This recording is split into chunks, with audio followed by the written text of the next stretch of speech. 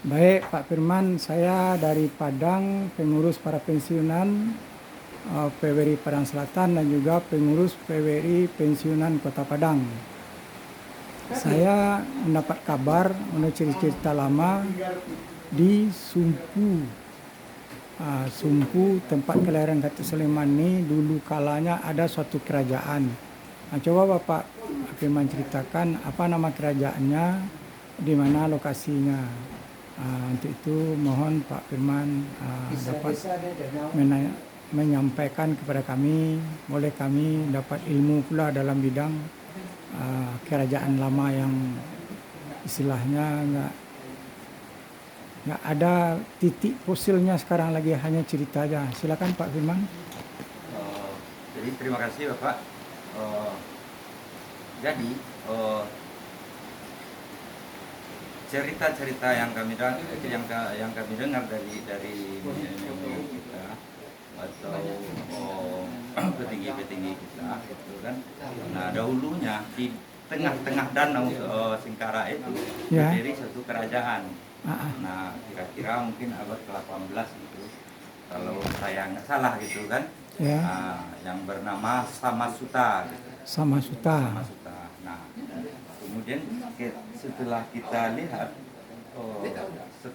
di saat sekarang gitu kan, bukti-bukti peninggalan sejarah itu nampak gitu kan. Nah, sepertinya di daerah Jorong Sudut itu kan, di situ ada batu itu tuh seperti jenjang gitu, arahnya ke dalam danau gitu. Nah, kemudian ujungnya bertemu di Jorong Batu Baragung.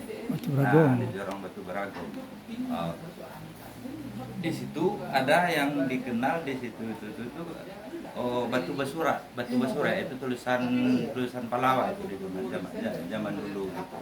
Nah, itu peninggalan yang bisa kita petik gitu, yang kita lihat. Kemudian dari hamparan danau, kemudian daerah-daerah Batu Baragung itu banyak batu-batu itu yang kayak terukir-ukir gitu kan. Terukir.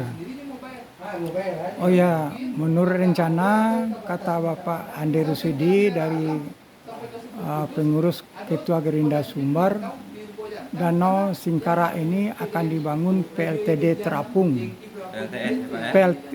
TD Terapung, insya Allah megawattnya tinggi lebih kurang 90 megawatt. Ini dua rencana PLTD Terapung, satu di Jawa, satu di Sumatera Barat. Di Sumatera Barat ditempatkan di Danau Singkara. Bagaimana pendapat Pak Firman pendirikan nanti PLTD Terapung ini? Apakah bisa terhalangi atau sejarah kerajaan lama ini? Mohon Pak Firman ceritakan mana kira-kira, atau bagaimana pendapatnya? Ini pendapat kami ya, pendapat saya dan sebagian masyarakat Sumpur, kemudian Selingkar Danau gitu kan. Pada umumnya kami nolak. Nah, dibangun. Nantilah kita bicara masalah dampak gitu kan. Dampak dari segi radiasi, dari segi ini, dari segi ini. Yang jelas dengan pembangunan PLTS itu, nah kemudian panel-panelnya itu mengambil sebagian dari lahan tangkap kami gitu, menghalangi gitu kan. Nah, apalagi danau kita ini kan satu-satunya ikan yang hidup di situ itu ikan bilis yang dikenal dengan bahasa latinnya Metacolossus padangenensis. Nah, itu satu-satunya yang tinggal di dunia gitu. Dulunya ada di Brazil. Nah, sekarang hanya di Danau Singkara. Nah, kalau ada pembangunan PLTS tersebut, ini akan mengganggu perkembangan kelanjutan dari ikan bilis itu. Apalagi PLTA yang ada sekarang ini, dengan adanya PLTA itu mempengaruhi perkembangan ikan bilis. Itu secara teknik gitu kan. Nah, karena kita lihat kalau dari segi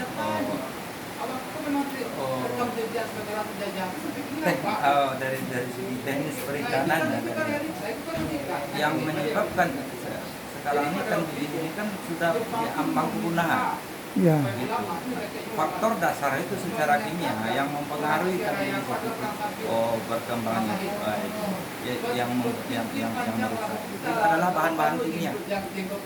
Bahan kimia yang masuk seperti pupuk, racun. Nah, itu bermuara ke Danau Singkara. Nah, bermuara ke Danau Singkara. Kemudian racun dan itu percepat pertumbuhan ganggang. Ganggang mati, kemudian jadi lumpur.